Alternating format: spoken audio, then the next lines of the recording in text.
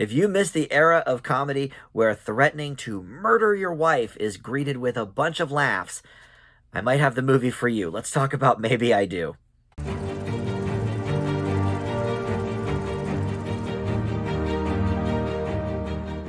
Hey guys, Dan here. This is Dan Reviews It. Welcome to my spoiler-free review for the new film Maybe I Do. This is playing in theaters right now, and it features a who's who of elder statesmen and stateswomen of acting: Richard Gere, Diane Keaton, Susan Sarandon, and William H. Macy, and a couple of youngsters in the cast as well. Emma Roberts and Luke Bracey play the kids here. And this is a dysfunctional family comedy. We'll put that in quotes. But before we get into it, I want to welcome you into Dan Reviews It. Thank you for finding this video. We've got a ton of great movie and TV reviews for you to check out. Please consider subscribing down below there, or even if you would just like this video, or comment below, or share the video. All of that helps the channel out, and I certainly do appreciate it. So let's talk about this movie. Oh my God. All right, so I mentioned up top about the old honeymooner style of like, oh, bang, zoom to the moon one of these days.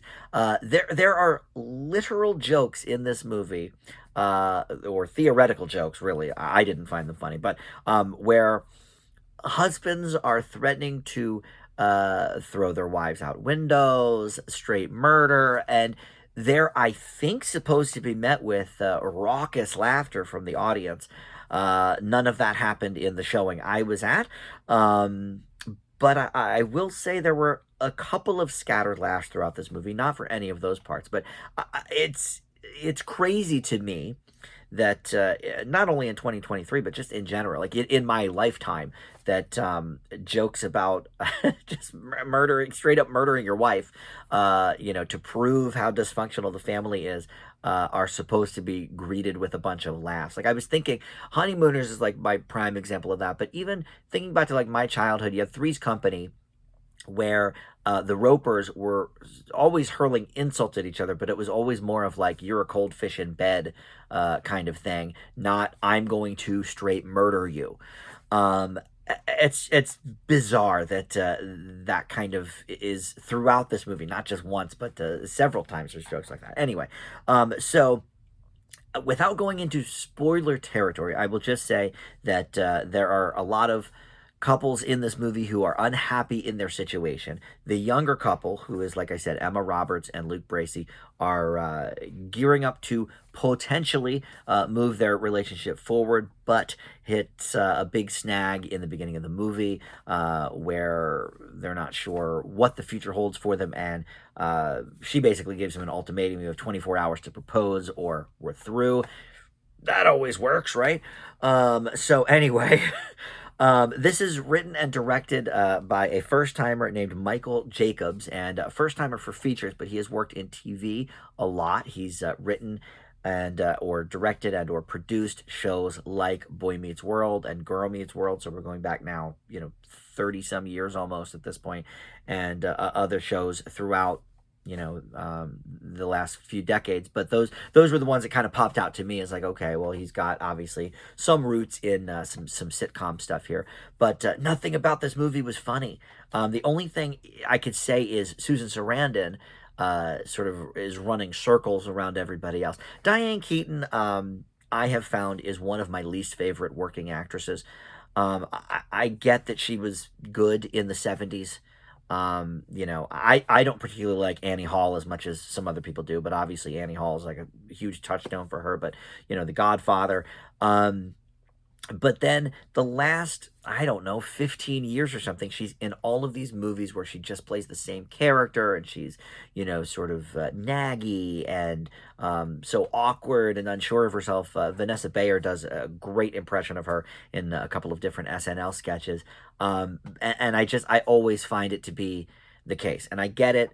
There's not a ton of meaty parts for women of a certain age in the acting game that were not asked to do 80 for Brady, which I'll review next week. But she is in the book club series. There's a second book club movie coming out with her and Jane Fonda. What is it? Mary Steenburgen, Candice Bergen, and there's a bunch of men there too. But I get it. She is given similar scripts, and so she just says, okay, sure. Susan Sarandon, on the other hand, I don't know what she's doing in this movie. She actually, is pretty humorous here, as much as you can be in this movie. And every time I see her in anything, no, I didn't like that Fox soap opera she did, Monarch, but certainly not because of her. I think she is very talented, and I'm not quite sure what the story is, why she did this movie. Richard Gere, I'm a little hit or miss on.